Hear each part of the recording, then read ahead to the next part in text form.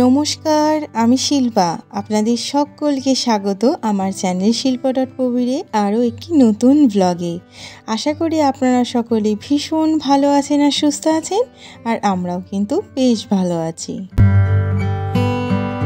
এখন কিন্তু সন্ধ্যের সময়, আর আজকের সন্ধ্যাটা অন্যান্য সন্ধ্যার তুলনায় একটু স্মৃতি জড়ানো ঘটনাটা একটু পরে বলবো। তার আগে এখানে কিছুটা ময়দা আর কিছুটা সুজি, মানে সমপরিমাণ নিয়ে শুধুমাত্র জল দিয়ে খুব ভালো করে মেখে নেব। খুব একটা নরমও মাখবো না আর খুব শক্তও মাখবো না, মিডিয়াম মতন মেখে আমি একটু ঢাকা চাপা দিয়ে রেখে দিলাম। আসলে আজকে দই ফুচকা বানাচ্ছি। ময়দাটা ওদিকে রেস্ট হতে হতে এদিকে এখন ভাজা মশলাটা বানিয়ে নিচ্ছি। গোটা গরম মশলা, কয়েকটা শুকনো লঙ্কা আর মৌরি দিয়ে খুব ভালো করে ভেজে নেব। এর সাথে গোটা ধনে আর গোটা জিরেও দিতে হয়, কিন্তু এই দুটো জিনিসই আমার ভাজা আগে থেকে আলাদা করে রাখা আছে, তাই জন্য এর সঙ্গে আর গোলাইনি। এর সঙ্গেই আমি একটুখানি ভাজা জিরের গুঁড়ো আর ভাজা ধনে গুঁড়ো অ্যাড করে নিয়ে খুব ভালো করে মিক্সিতে বেটে নিয়েছি। ব্যাস, তাহলেই তৈরি আমাদের ভাজা মশলা। এখন এখানে একটুখানি মটর নিয়ে নিয়েছি। মটরটা সারা রাত্রি ভিজানো ছিল, তার সাথে দুটো আলু, দুটো সিটি দিয়ে নিলেই যথেষ্ট পরিমাণ সিদ্ধ হয়ে যাবে। আবার অতিরিক্ত সিদ্ধ করলেও ভালো লাগবে না। এটা উনুনে বসিয়ে দিয়েছি, এর দিকে আর তাকিয়ে লাভ নেই, নিজের মতন সিদ্ধ হোক।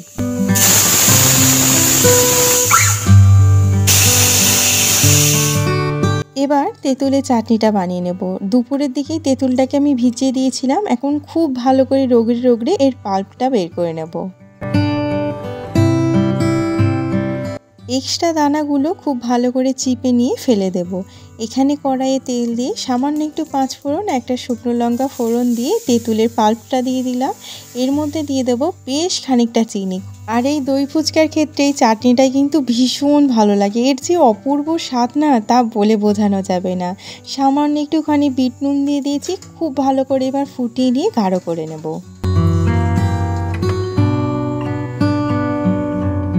এখানে এখন এই যে চাটনিটা নামিয়ে নিয়েছি, এর উপর দিয়ে যে ভাজা মশলাটা তৈরি করেছিলাম সেটা উপর দিয়ে একটু ছড়িয়ে দিলাম। খুব ভালো করে একটু মিক্স করে রেখে দেব। এবার সবুজ চাটনিটা বানিয়ে নিচ্ছি। একটুখানি রসুন, একটুখানি আদা, তার সাথে কাঁচা লঙ্কা আর ধনেপাতা নিয়েছি, খুব ভালো করে বেটে নিয়েছি।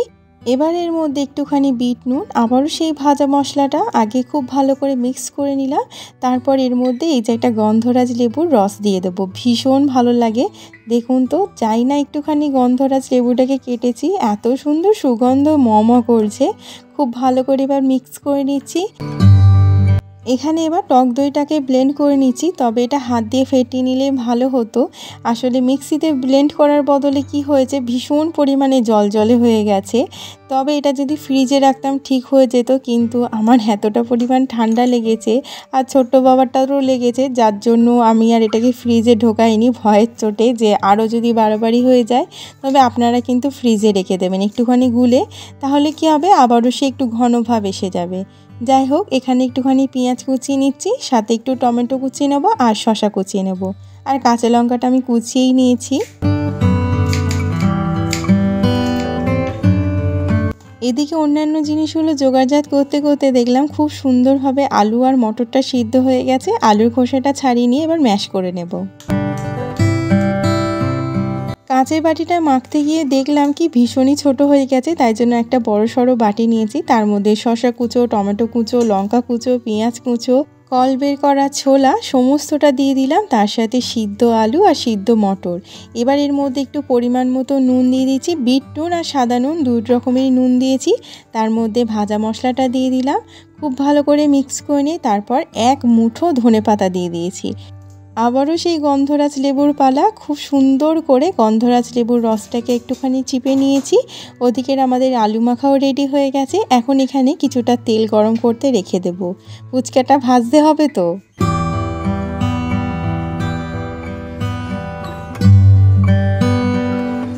ওদিকে যতক্ষণ তেলটা গরম হচ্ছে, এখানে আমি ফুচকাগুলো বানিয়ে নেব। একটুখানি আর কি লেচি নিয়ে নিয়েছি, খুব ভালো করে এখন বেলে নেব। খুব মোটাও নয়, খুব পাতলাও নয়, এরকম মিডিয়ামভাবে বেলতে হবে। এখানে একটা কৌটের ঢাকনা নিয়ে নিয়েছি, সেই ঢাকনার মাপে সমস্ত ফুচকাগুলো বানিয়ে নিচ্ছি। আর একটা বড় লেচি কেটে নিলে এরকম ছোট ছোট অনেকগুলো ফুচকা একসঙ্গে হয়ে যায়। তাহলে চলুন এবার তেলেতে ভেজে নিই।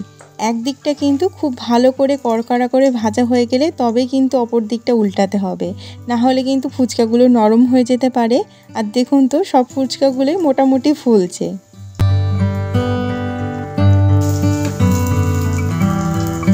তবে কিন্তু সমস্ত যে ফুচকা ফুলবে এরকম গ্যারেন্টি নেই, যেগুলো ফুলবে না সেগুলো আপনারা চুরমুর করে খাবেন, অসুবিধা কি আছে।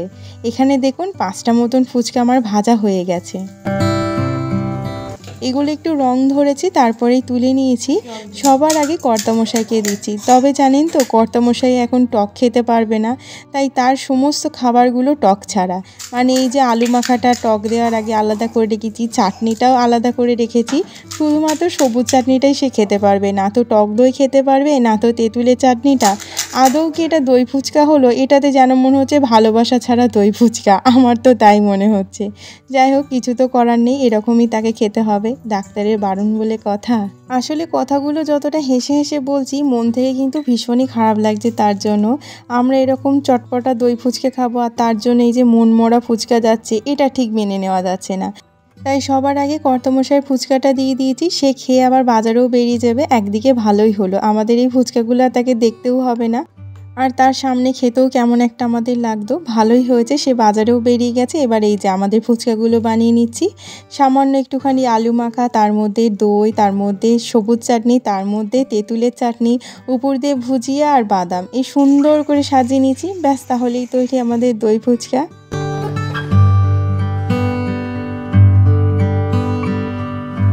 দই ফুচকার প্লেট হাতে নিয়ে আর অপেক্ষা করতে পারছি না, একটা তো খেয়ে দেখতেই হবে।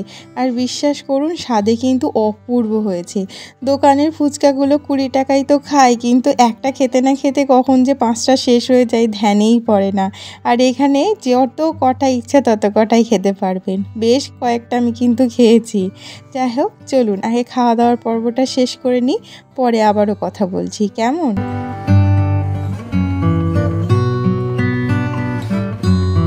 খাওয়া দাওয়া তো করে নিয়েছি, বাসনগুলো এক বেসিন বাসন হয়ে গেছে, এখন সেগুলোকেই মাজছি। আর এদিকের ওয়েদারটা ভীষণ খারাপ, কথায় কথায় শুধু বৃষ্টিই হচ্ছে। এখন তো প্রবল জোরেই বৃষ্টিটা হচ্ছে। আর কর্তামশাইও এসে গেছে, ভাগ্যিস একটু লেট হলে কিন্তু পুরো ভিজে যেত। যাই হোক, চলুন আবারও রান্নাঘরে কাজটা কমপ্লিট করে নিই।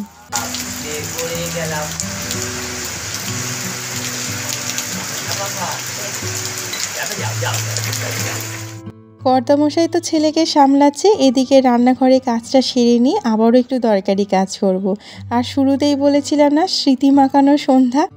আর স্মৃতির পাতাটা উল্টাতে উল্টাতে কত কথাই মনে পড়ে যায়, আপনাদের সঙ্গে একে একে শেয়ার করব। যাই হোক, এদিকে বাসন কোসন মাজা হয়ে গেছে।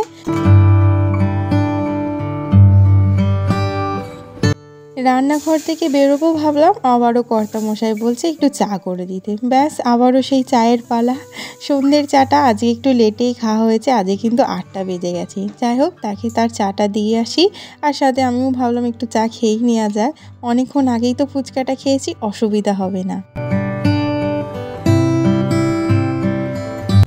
আজকে একটু ড্রেসিং টেবিলটা পরিষ্কার করব, তবে ড্রেসিং টেবিলের অধিকাংশ অংশই কিন্তু এখন ফাঁকা, ছোট্ট বাবাটার কারণে। আগেই ড্রেসিং টেবিলটা জুড়ে সাজানো গোছানো জিনিস থাকতো, কতই না সুন্দর করে গুছিয়ে রাখতাম। যবে থেকে ছোট্ট বাবা হয়েছে আর উপায় আছে কি, সমস্ত জিনিসপত্র ভেঙে ফেলে, এটা ফেলে ওটা ফেলে, ওই জন্য ভয়ের চোটে সমস্তটা একটা ড্রয়ারের মধ্যে ঢুকিয়ে রেখেছি। প্রত্যেকটা বাস্ককে গুছাতে গিয়ে এই ঘড়িটা হাতে পেয়েছি, আর এই ঘড়িটাই হচ্ছে স্মৃতির মূল কারণ। বিয়ের দিন কর্তামশাইকে আমার বাবা এই ঘড়িটা দিয়ে আশীর্বাদ করেছিল। সময়ের ব্যবধানে অনেক কিছুই চেঞ্জ হয়েছে, কিন্তু ঘড়িটা ঠিকই অক্ষত রয়ে গেছে। কর্তামশাই তো এখন আর এই ঘড়িটা ব্যবহার করে না, তবে আমি কিন্তু সযত্নেই রেখে দিয়েছি। এটা কিন্তু একটা কৌটোতে ছিল, ছোট্ট বাবাটা মাঝখানে বের করে দিয়েছে। আর দেখুন, সমস্ত জিনিস এলোথেলো হয়ে রয়েছে, তাই ভাবলাম এগুলোকেও গুছিয়ে রাখা যায়। কর্তামশাইয়ের হেয়ার স্ট্রেট করার যে কৌটোটা ছিল সেটাকে খুব ভালো করে ধুয়ে নিয়েছি, তো সেটার মধ্যেই অনেক জিনিস রাখছি, এই রূপোর জিনিসগুলো সাথে বালাগুলো সমস্তটা এই বস্কোটাতেই রেখে দিচ্ছি।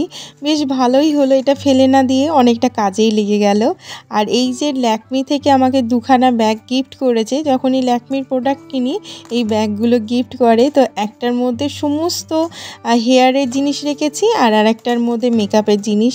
আর সবথেকে বেশি যে জিনিসটা আছে সেটা হলো কানের। যখনই একটু মেলায় বা কোথাও ঘুরতে যেতাম আমার প্রথম পছন্দের জিনিসই হলো একটুখানি চকমকে দিকে কানেরগুলো। ব্যাস কিনতে কিনতে তো এত হয়ে গেছে, এখন বক্সগুলোও জাম হয়ে গেছে। যাই হোক, এদিকের গোছানো মোটামুটি কমপ্লিট। আর আজকের ব্লগটি কেমন লাগলো অবশ্যই কিন্তু একটু কমেন্টের মাধ্যমে জানাবেন। যদি ভালো লেগে থাকে একটা লাইক দিতে একদম ভুলবেন না। চাইলে আমার চ্যানেলটিকে সাবস্ক্রাইব করে আমার পাশে থাকতে পারেন। আর যারা যারা করে রেখেছেন তাদেরকে তো অসংখ্য ধন্যবাদ। আর যারা করেনি প্লিজ করে নেবেন।